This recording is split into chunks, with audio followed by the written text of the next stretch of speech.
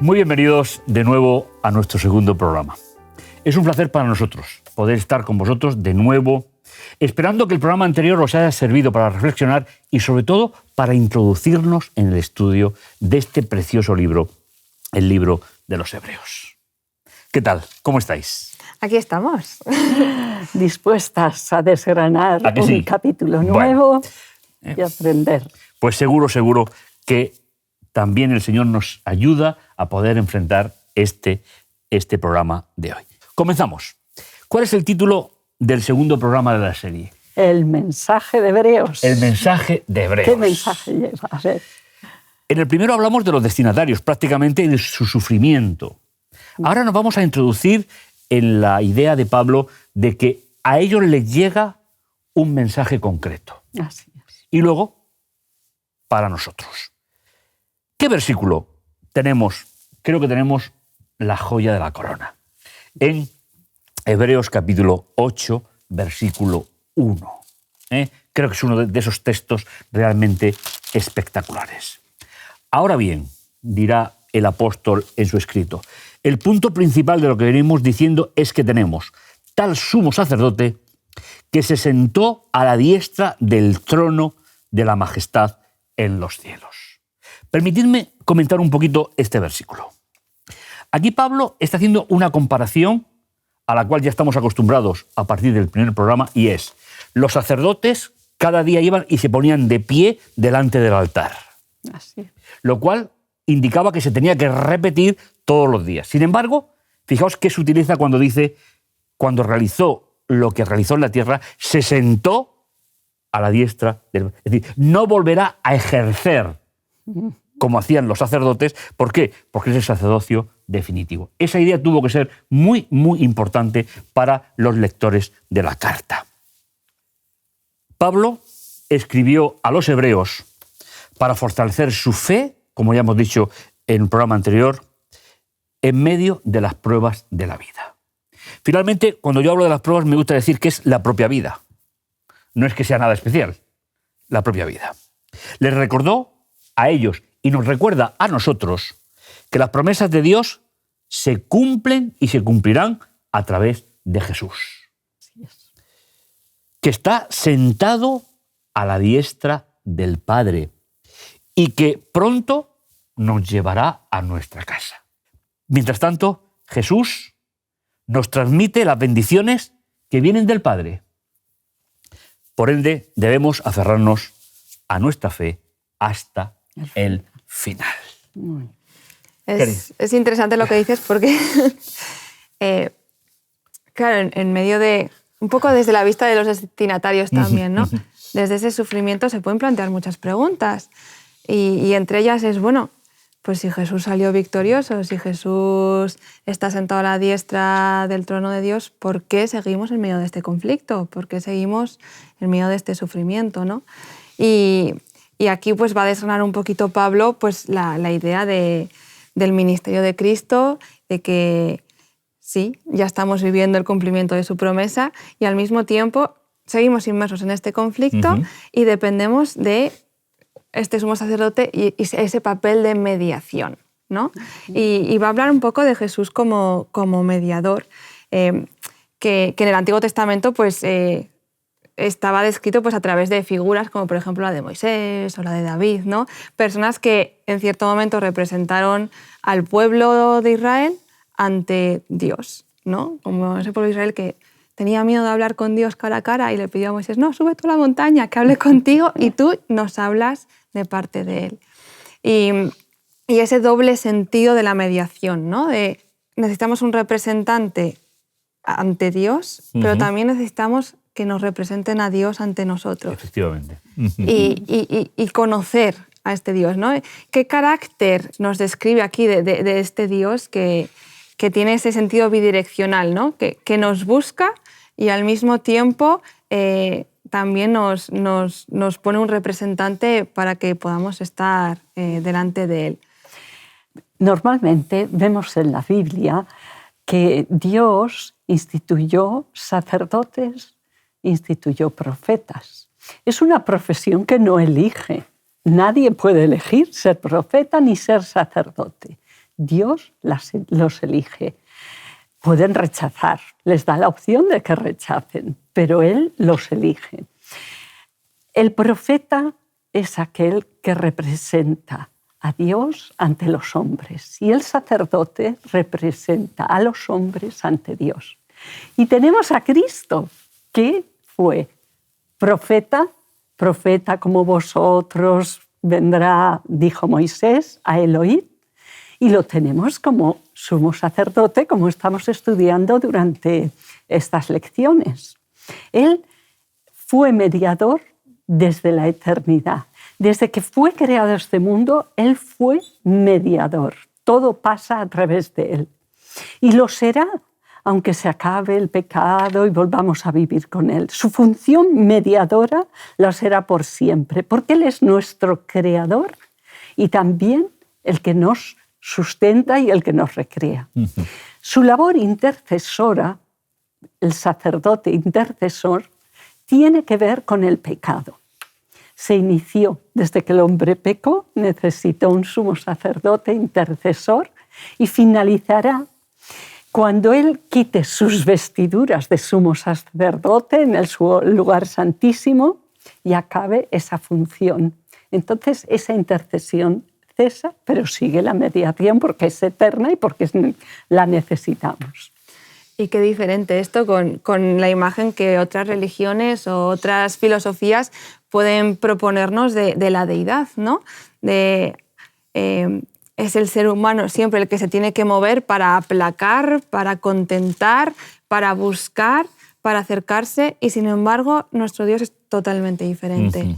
Es un Dios que toma el primer paso y que no solo toma el primer paso, sino que además provee en sí mismo ese mediador, ¿no? Esa conexión para que podamos volver a tener la relación que teníamos con Él cuando nos creó. Hay una idea que a mí me gusta muchísimo y fue el valor pedagógico que Dios utilizó con Abraham. Cuando repasamos ese acontecimiento del sacrificio del hijo, normalmente solemos estudiarlo desde una perspectiva del siglo XXI. Sin embargo, recogiendo algunos de los textos que da Josué, nos dice que la familia de Abraham era una familia que se dedicaba a la idolatría. Dios, partiendo de la cultura de Abraham, lleva a su hijo a la religión que él conocía, el sacrificio de los niños. Pero en ese momento le dice, para, no lo hagas.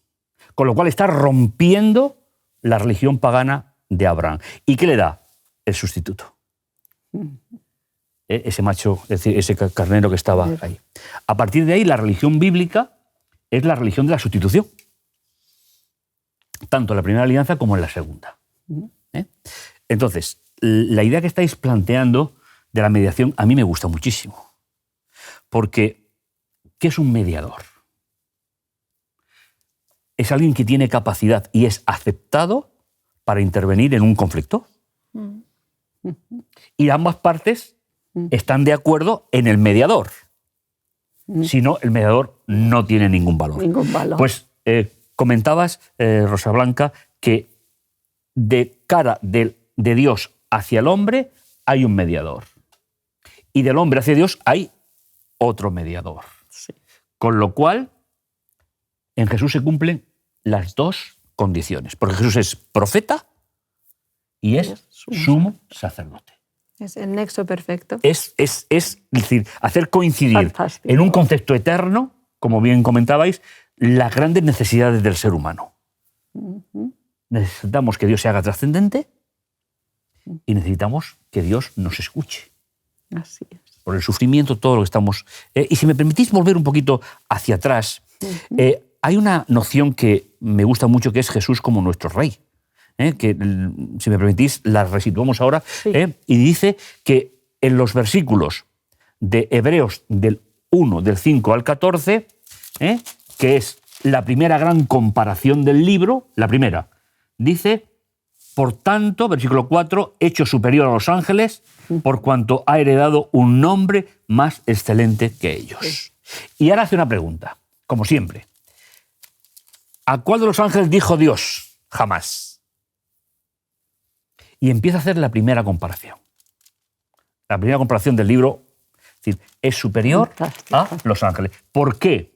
Porque Dios adopta a Jesús como su hijo real, era rey, sacerdote y profeta, Sí. con lo cual concurren todas las grandes instituciones de la primera alianza. En segundo lugar, Dios presenta al Hijo ante la corte celestial que lo adora y le dice, en cierto modo, a vosotros nunca se os llamó hijos de Dios, porque sois criaturas creadas. ¿De acuerdo? Y en tercer lugar, Dios entroniza al Hijo al ponerlo a disposición de cada uno de nosotros. Por lo tanto, es rey, es profeta, es sumo sacerdote. sumo sacerdote. Abarca todo lo que es las instituciones. Y después les dice, bueno, pues este que era rey, que era profeta y sumo sacerdote, comparte la misma carne y sangre que vosotros.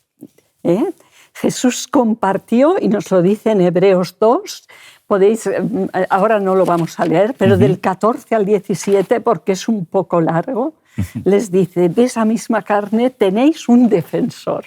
Más que un mediador, además un defensor. Es vuestro defensor. Es vuestra esperanza y consuelo el tener a alguien que fue de vuestra misma carne y sangre y que se convirtió en vuestro defensor. Cuando yo leí esto de defensor, me acordé de una película que fue hace ya muchos años. A ver, sorpréndeme. Pues la película del oso, se llama El oso. Tiene muy pocos diálogos, pero son unos paisajes extraordinarios para todos aquellos que la hayáis visto. Hay un osezno que ha perdido a sus padres y es medio adoptado por un oso solitario, grande, enorme, que le enseña algunas cosas de defensa, le va guiando un poco. Un día es atacado por un puma y te hace sufrir, te llena de angustia el ver cómo el osezno corre, intenta librarse y el puma lo va acorralando y con situaciones de verdad de angustia, que ya lo coge y él logra zafarse, pero llega un momento en que ya se ve perdido, está totalmente que va a ser atacado. Y el osezno, en un último intento de hacer algo, se pone sobre sus dos patitas traseras y suelta un gruñido de oso enorme que se oye y resuena por todas las montañas. Hasta él se sorprende. El puma baja la cabeza y desaparece y se aleja. Cuando el osezno gira la cabeza hacia atrás, ve que el gran oso está sobre sus dos patas, enorme, y que ese gruñido de oso ha salido de él. Pues a mí me gusta imaginarme así, a cada uno de nosotros, cuando vienen problemas, disgustos, situaciones de estrés, intentamos zafarnos como podemos y nos revolvemos y luchamos y no sabemos que tenemos detrás ese papá oso enorme, que cuando ya estamos desesperados suelta su gruñido de oso y todos los problemas desaparecen. Como defensor yo lo he visto así. Saber que él es capaz de estar ahí siempre que lo necesitemos. Hay un texto dentro de la parte que no hemos leído por el tiempo, Sí. que a mí sí me gustaría resaltar. Y Sí. me gustaría preguntarte, Naikari, ¿qué te dice a ti? A ver. Dice, es el versículo 11. Dice, porque el que santifica y los que son santificados son todos uno. Por esta razón no se avergüenza de llamarnos hermanos. Esta es una aproximación de Pablo que es bastante curiosa. ¿Qué te sugiere a ti ese texto? Pues Cercanía, es que disponibilidad. ¿Qué te sugiere? pues un poco todo lo que hemos hablado. O sea, que tenemos un Dios que nos ha adoptado como parte de la familia, que no se avergüenza a pesar de que nuestra condición es muchísimo. Pues somos criaturas a fin de cuentas y Él es el creador, ¿no? Y se ha identificado con nosotros, se ha hecho criatura también, por lo menos en ese sentido de carne y sangre que hablábamos antes nosotros y en la experiencia de vida que nosotros estamos teniendo aquí. Y y se ha convertido en ese hermano mayor. Y que no se avergüenza. Y que no que se va avergüenza. por delante, va por detrás y a nuestro lado y va encima pues presumiendo de nosotros que somos tan poca cosa. A mí este versículo me gusta mucho porque humaniza la relación de Dios con el hombre. Ese Dios que hablábamos anteriormente, que no es un Dios lejano, sino un Dios trascendente, que en nuestro Salvador sea hermano nuestro, es decir, no le quita majestad a Él, nos las da a nosotros. Y es por también lo que dice, ¿no? el que santifica. Es que al final es un proceso en el que nosotros estamos en crecimiento para parecernos más a nuestro hermano mayor. Y Él va por delante enseñándonos. Es nuestro ejemplo, así es. Sí. Muy bien, pues continuamos. Jesús, nuestro sumo sacerdote. Pues bueno, ya hemos hablado un poquito de la figura del sumo sacerdote, ¿no? Que era pues, la figura de representar... Bueno, lo hemos presentado, ¿eh? Lo hemos presentado, Tampoco todavía hemos dado muchos datos, ¿eh? Pero bueno. Bueno, pues funciones del sumo sacerdote, ¿no? Pues era un representante. Sí. Representaba al pueblo ante Dios, ¿no? Hacía esa intercesión, ese acercamiento a... sabía qué sacrificios presentar, de qué forma agradar, pero también era un maestro, porque enseñaba todo eso a la congregación, ¿no? Entonces, bueno, pues al final, pues eso, hacía esa labor de estrechar la mano hacia un lado, estrechar la mano hacia el otro y permitir esa conexión, esa relación, ¿no? Y a mí me llama mucho la atención que, claro, Jesús es el sumo sacerdote, pero a nosotros también se nos llama sacerdotes, ¿no? Sí. Se nos hace parte de ese cuerpo de sacerdocio que antes estaba limitado a unas personas escogidas, pero ahora se abre a todo el cuerpo de creyentes. Y conociendo un poco la función del sacerdocio, ¿qué dice esto para nuestra vida cristiana, para nuestra práctica? ¿Qué dirías, Pablo? Bueno, diría que ya reconoció Dios en el Sinaí el sacerdocio del cual estamos hablando. Seréis una nación santa, un reino de sacerdotes. Es decir, esa idea, porque claro, no se refiere exactamente al sacerdocio que intercede en el templo santuario, sino se refiere a una misión universal del creyente. Si el sacerdote es el representante de la humanidad ante Dios, ¿no somos nosotros en cierto modo representantes de aquellas personas que van conociendo a Jesús, llevándoles el Evangelio? ¿Por qué? Porque una de las funciones del sacerdote era enseñar. Docente, como es decir, el docente, el pedagogo. Sí. ¿Y qué enseñaba? La ley. De hecho, en hebreo, la palabra Torah, ley, de ahí sale el término maestro. Es decir, el que enseña. Y creo que en una de los grandes regalos que el Señor nos ha hecho ha sido precisamente la capacidad de enseñar. Por lo tanto, a tu pregunta, que ahora diríamos que es muy oportuna, es justamente ese regalo de Dios para la humanidad. Es decir, Dios tiene un pueblo en la tierra no para que el pueblo se beneficie, sino para que podamos transmitir ese mensaje de Dios. ¿Para qué? Para que tengan la ilusión que tenían los destinatarios de la carta y por consecuencia nosotros, de recibir ese mensaje de parte de Dios. Por lo tanto, la capacidad de enseñarnos es importantísima. Y en tercer lugar, podemos acercarnos a Dios confiadamente mediante la oración. Son esas grandes... ¿Veis? La pedagogía. Como maestros, la pedagogía de la oración. Sí. Porque para mí Dios es el gran maestro. Sí. Es decir, a mí me gusta mucho llegar a Dios a través de ¿qué? De esa enseñanza permanente que recibimos y que podemos compartir con otros. Creo que sería un poco la respuesta a tu pregunta. Sí, y me has hecho pensar ahora, hablando de pedagogía, ¿no? Al final es un proceso de aprendizaje. Sí. Y de la misma forma que Dios tiene la paciencia que tiene con nosotros y nos va enseñando del punto A al punto B, nosotros también aprender a tener esa paciencia con los que están a nuestro alrededor, que al final cada uno tenemos un proceso diferente y la forma que yo influyo en tu vida, tú influyes en la mía, porque los dos somos sacerdotes al final, crecemos en el sacerdocio, fijos los ojos en el sumo sacerdote. Sí, escuchándote, yo recuerdo que normalmente cuando nosotros hablamos del sacerdote, hablamos siempre del sacrificio y del templo. Pero en la historia de Israel, la pedagogía, es decir, los sacerdotes estaban todos repartidos por todo el reino, es decir, tanto norte como sur, ¿para qué? Enseñando, actualizando permanentemente la vida del pueblo.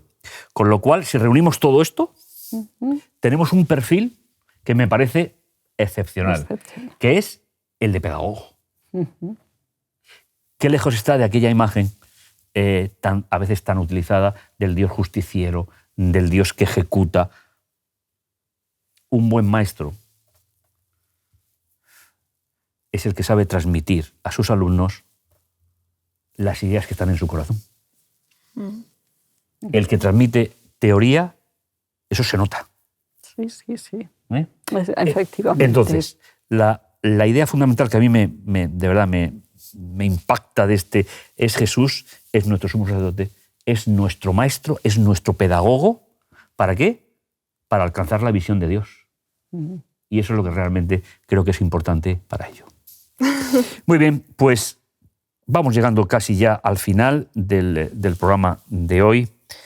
Y un apartado importante es: Jesús es mediador de una mejor alianza.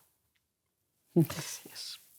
En Hebreos 8, precisamente nos habla de esa idea fundamental de que es mediador de una mejor alianza. Ese paralelismo que decimos que es una línea que va a lo largo de Hebreos. Vuelve a... Sí, porque finalmente el apóstol le está hablando a personas que saben lo que saben por nacimiento, por práctica, por vida. Es decir, ¿qué había que explicarles? Alguien que había vivido en la primera alianza durante toda su vida y que al conocer a Jesús saltan a la segunda o a la nueva, pero conocían todo el sistema. Pero ¿qué les faltaba entender? Una idea fundamental. Si volvían hacia atrás, no había ni presente ni futuro. Si van hacia adelante, había presente y había futuro. Por eso, en Hebreos capítulo 8, versículos del 8 al 12, un texto que me encanta. Por cierto, como detalle, es la cita más larga de todo el Nuevo Testamento. Y la coge de Jeremías 31, literal. Fijaos el valor pedagógico. Dice: he aquí vienen días, dice el Señor, en que estableceré para la casa de Israel y para la casa de Judá una nueva alianza. Y dice, no como la que hice con sus padres, sus antepasados. ¿Veis? De nuevo marca las dos etapas, la primera y la segunda. Y sigue diciendo: el día que los tomé de la mano para sacarlos de la tierra de Egipto. Está hablando del Sinaí. Por ello no permanecieron fieles a mi alianza. Alianza o pacto, ¿vale? Esa diferencia no la voy a hacer, ¿vale? Entonces, y dice, a partir del versículo 12 sobre todo: porque seré propicio a sus iniquidades y nunca jamás me acordaré de sus pecados. Esa es la función fundamental. La promesa preciosa. Rosa Blanca, ¿qué te parece este versículo 12? Me llena de emoción, digo, sí, por favor, sí. No me acordaré más de tus pecados. Él es capaz, él es sumo sacerdote, por eso es superior al sacerdocio levítico, porque no podían limpiar la conciencia. Él puede limpiar la conciencia, y si él no se acuerda más, yo tampoco. Porque si él no se acuerda más, porque voy a estar yo recordando mis pecados. Cuando los he confesado, sé que los he dejado en el lugar mejor donde podían estar, en un lugar donde nunca más saldrán a la luz. Nayari, ¿qué te parece que Dios tenga tan mala memoria? Pues me encanta, me enamora. O sea, y me encanta también cómo combina los conceptos de mediador y de pedagogo. Porque al final va a decir lo mismo. O sea, estáis yendo a la teoría y os estáis dejando realmente la motivación, ¿no? Esa pasión por vivir esa teoría. Y la teoría no ha podido hacer ningún cambio, no ha podido hacer nada por vosotros, y al final es toque en la memoria, y son más tachones y más tachones. Sí.